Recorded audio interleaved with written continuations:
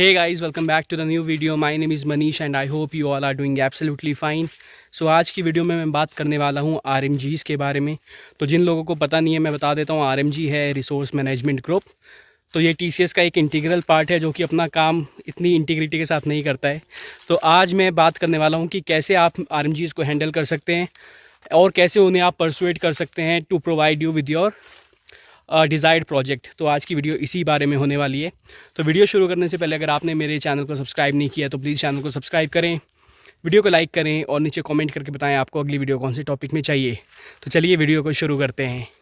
तो सबसे पहले मैं आप लोग को बता दूं कि RMG का काम क्या होता है। तो जैसे कि नाम इटसेल्फ इज़ सेल्फ एक्सप्लेनेटरी कि रिसोर्स मैनेजमेंट ग्रुप, मतलब जो भी TCS के रिसोर्सेज हैं उनको मैनेज करना, उनको प्रोजेक्ट में एलोकेट करना, प्लस उन रिसोर्सेज से रिलेटेड कुछ भी सर्विसेज है उनको केटर करना, जैसे कि ट्रांसफ़र हो गया, जैसे कि रीएलोकेशन हो गया, सब कुछ RMGs के हाथों में होता है।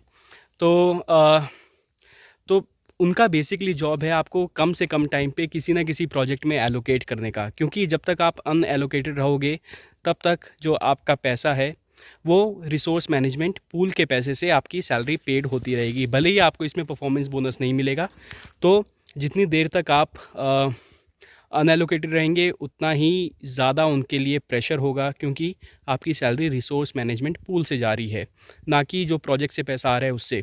तो इसलिए उनका बेसिक मोटिव रहता है जल्दी से जल्दी आपको किसी ना किसी प्रोजेक्ट में एलोकेट कर दिया जाए। पर उसके लिए वो क्या करते हैं, उसके लिए वो आपकी स्किल सेट नहीं देखते, आपकी प्रेफरेंस नहीं देखते, आपकी लोकेशन प्रेफरेंस भी नहीं देखते हैं और आपको रैंडमली किसी भी प्रोजेक्ट में एलोकेट कर देते हैं।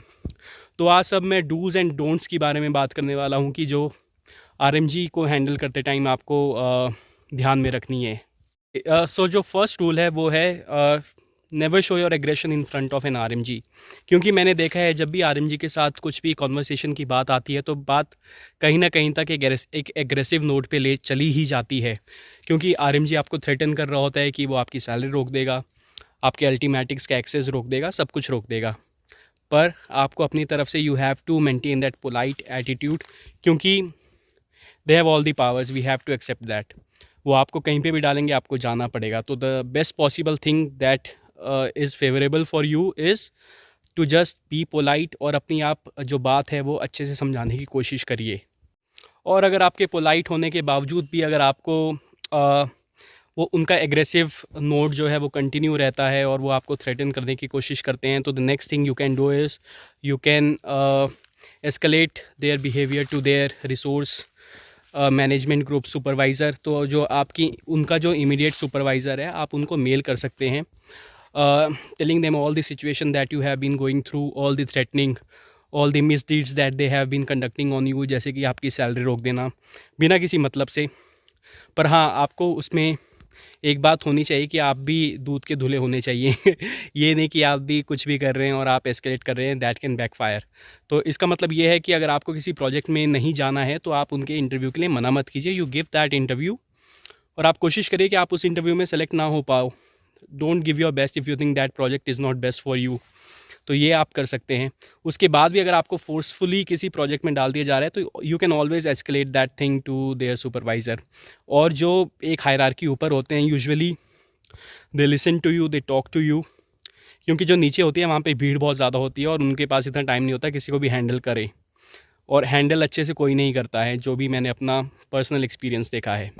The second thing is always take everything in written. जो भी वो प्रोमिस आपसे कर रहे हैं, जैसे कि ट्रांसफ़र का हो गया तो वो बोलते हैं कि 2 साल आप इस कंपनी में ठहर जाओ, then I will initiate your transfer, या आप इंटरव्यू दे दो, मैं आपकी स्किल सेट के अकॉर्डिंग आपके लिए प्रोजेक्ट ढूंढ लूँगा। तो never trust blindly on their words, always try and ask them कि जो आप ये मुझे बोल रहे हैं वो आप मुझे एक मेल में प्रोवाइड कर दो, so that I may have some evidence.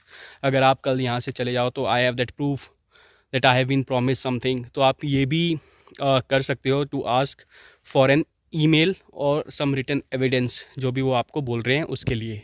और अगर आपको बहुत टाइम हो गया है उसके बाद भी आप लोगों को अगर आपका डिज़ायर्ड प्रोजेक्ट नहीं मिल रहा है, या आपके पास आपकी नज़र में कोई प्रोजेक्ट है पर वो किसी IOU या किसी आपके डोमेन के बाहर का है, तो I will tell you one thing आप क्या कर सकते हैं। you can directly approach the project manager or the hiring lead of that project और उसके बाद आप डायरेक्टली अपना इंटरव्यू भी कंडक्ट करा सकते हैं। The only thing you have to ask them is to send confirmation note to your RMG कि हम लोगों ने इस आदमी को कंफर्म कर दिया है इस प्रोजेक्ट के लिए। तो उससे क्या होगा कि RMG is bound to assign to you that project. तो मैंने बहुत ही कम ऐसे देखे हैं कि अगर आपका कंफर्मेशन किसी प्रोजेक्ट में हो गया है, भले ही वो दूसरे लोकेशन या दूसरे आईओयू का है, आपको एलोकेट कर दिया जाता है इस प्रोजेक्ट में।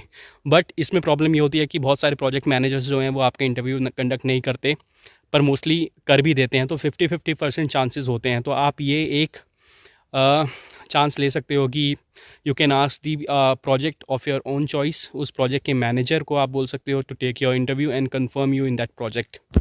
और नेक्स्ट चीज़ जो आप लोग कर सकते हो वो मुझे आपको सबसे पहले बता देनी चाहिए थी कि आपको रूड नहीं होना है और आपको पोलाइटली अपना स्किल सेट समझाना है। आपको पोलाइटली अपना एजुकेशनल बैकग्राउंड उनको समझाना है। आपको पोलाइटली उनको समझाना है कि कैसे आप जो आपका सेलेक्टेड डोमेन है, कैसे आप कंट्रीब्यूट कर सकते हो टीसीएस के ग्रोथ में, प्रोजेक्ट की वेलबींग में, प्रोजेक्ट की मैट्रिसेस अच्छी रखने में आप कैसे हेल्प कर सकते हैं आप अपने स्किल्स के थ्रू। और अगर आपको किसी और प्रोजेक्ट में दिया गया तो जो आपके इतने सर्टिफिकेशंस हैं, जो आपने इतनी मेहनत करके डिग्री हासिल की है, उसका कोई यूज़ नहीं रह जाएगा।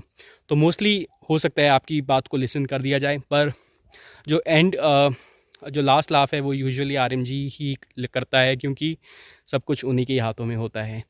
तो ये बेसिकली एक क्रक्स था कि कैसे आप लोग आरएमजी को कन्विंस कर सकते हैं। अगर वो कन्विंस नहीं हो रहा तो आप कैसे मैटर को एस्केलेट कर सकते हैं। अगर एस्केलेट भी करने के बाद भी कुछ नहीं हो रहा तो कैसे अपने हाथ में लेके चीज़ों को आगे बढ़ा सकते हैं।